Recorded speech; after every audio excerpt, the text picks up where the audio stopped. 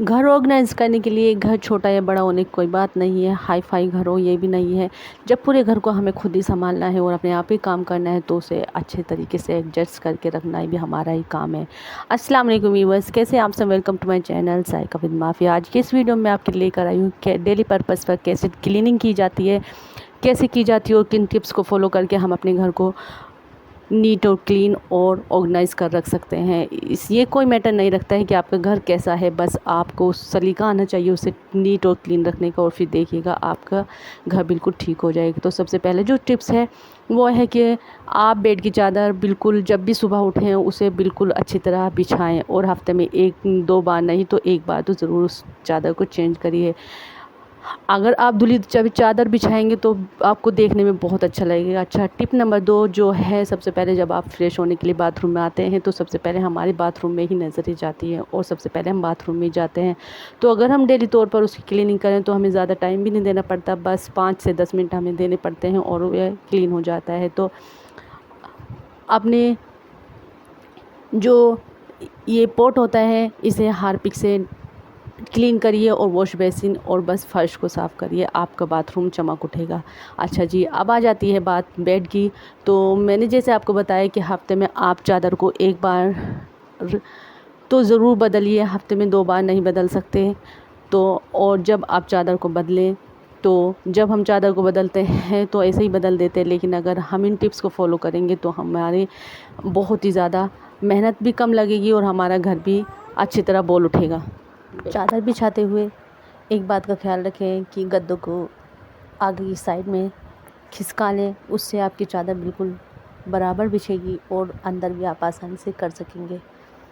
और जब भी हम बेड पर नई चादर बिछाते हैं धुली हुई तो देखने में भी अच्छा लगता है और हमारा बेड भी अच्छा लगता है। देखिए, इस तरीके से आप चादर बिछा दीजिए और ये चादर आराम से चारों तरफ आ जाएगी, छोटी बड़ी नहीं रहेगी। और फिर इसको अच्छी तरह अंदर फोल्ड कर दीजिए।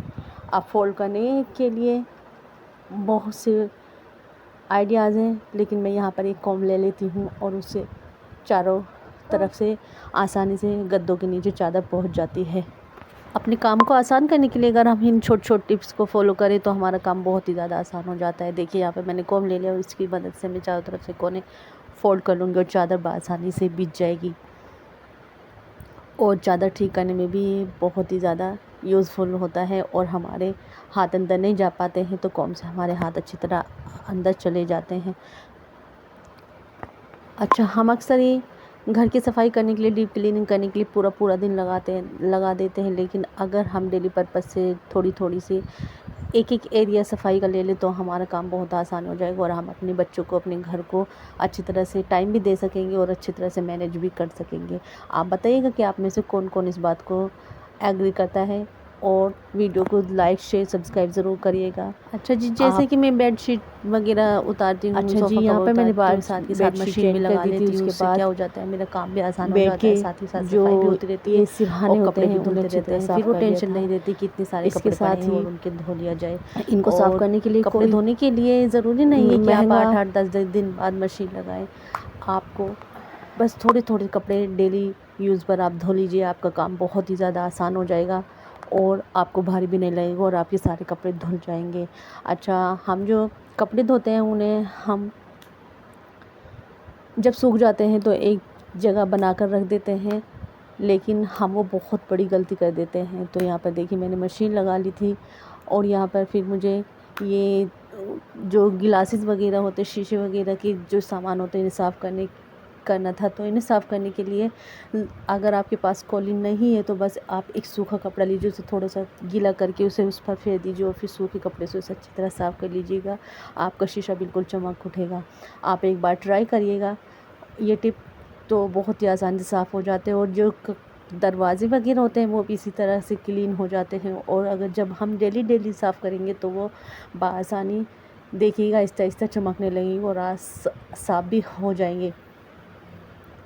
तो यहाँ पे मैंने मशीन लगा ली थी और साथ ही साथ कपड़े भी धोने लगी थी और सफाई भी हो रही थी।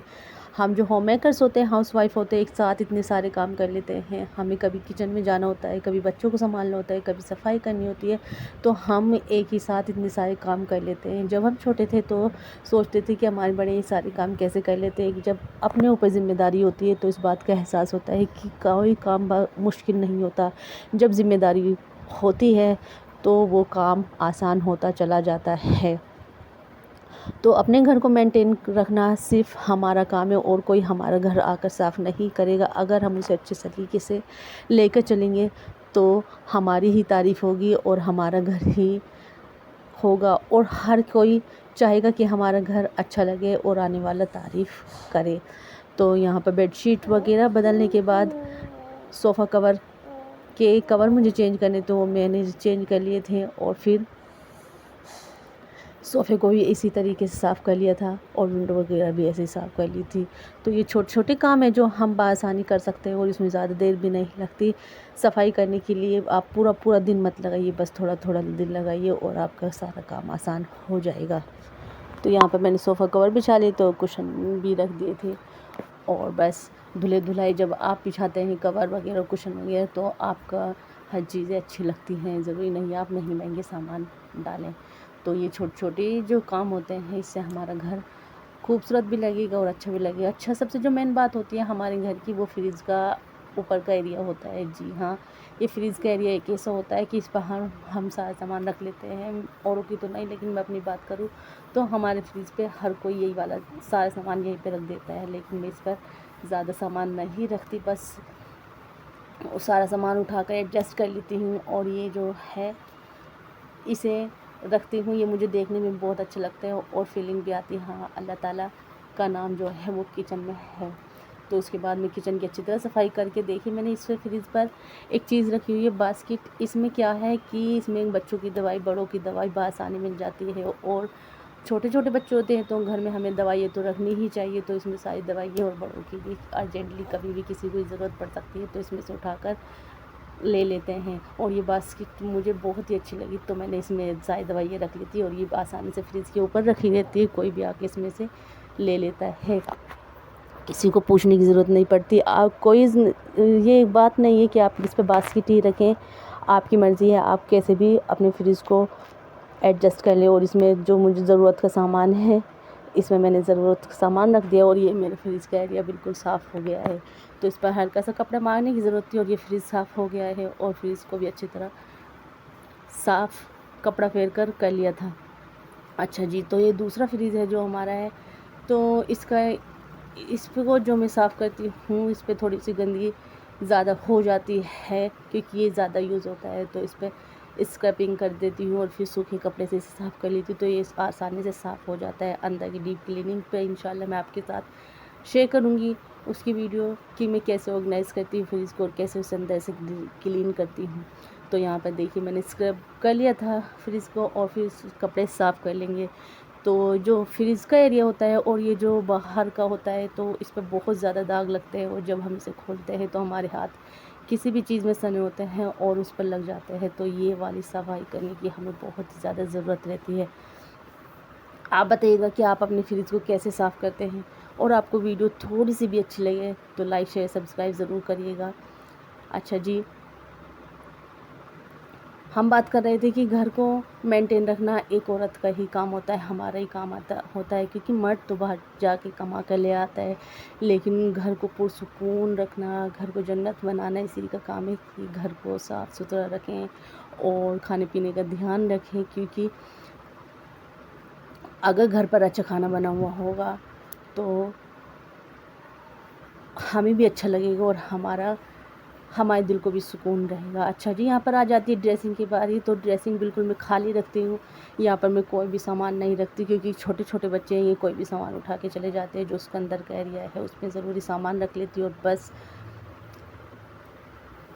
इसे साफ़ कर लेने के बाद और जो इसके ये हैं ड्रॉर, इसमें बस ज़रूरी अशिया है जो अच्छी तरह मेंटेन करके रखी हुई होती हैं और ज़रूरत पड़ने पर हमें मिल जाती है। एक घर को लेकिन हम ऐसे ही अपने स्लीपर वगैरह लेकर आ जाते हैं। आप यहाँ पर अगर उस पायदान पे पैर साफ़ करके आएंगे तो आपका घर साफ़ सुथरा रहेगा। अच्छा, अक्सर ही हमारे स्कूल से बच्चे आते हैं तो बैग इधर उधर फेंक देते हैं, लेकिन अगर उसे उसकी जगह पर रखा जाए तो वो साफ़ सुथरा रहता है। ऐसे ही हमारे शूज़ हैं जो हम इधर उधर, बच्चे आते हैं इधर उधर फेंक देते हैं, अगर उसे उसी टाइम उठा कर रख दिया जाए तो आप देखिएगा आपका घर बिल्कुल नहीं फैलेगा।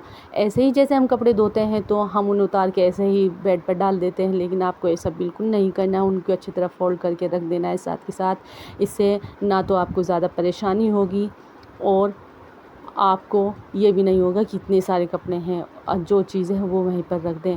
और अगर गीला टॉवल है तो आप उसे सुबह ही बाहर टॉवल में बाहर धूप में सुखा दें। बच्चे आते हैं, अक्सर ही हमारी यूनिफॉर्म होती है तो उसे हमें साथ ही साथ रख देनी चाहिए बच्चों का सामान। तो ये थी आपके लिए थोड़ी छोटी सी क्लीनिंग मोटिवेशन जो आपको आई थिंक बहुत ही अच्छी लगी होगी। लाइक शेयर सब्सक्राइब ज़रूर करिएगा और बेल आइकन के बटन को दबा दीजिएगा और बताइएगा कि आप कैसे अपने घर की सफाई करते हैं। ऐसी मोर वीडियोज़ लेकर मैं आपके लिए आती रहूँगी। तब तक के लिए अल्लाह हाफ़िज़। दुआ में याद रखिएगा और अपना बहुत ज़्यादा ख्याल रखिएगा। अल्लाह हाफ़िज़।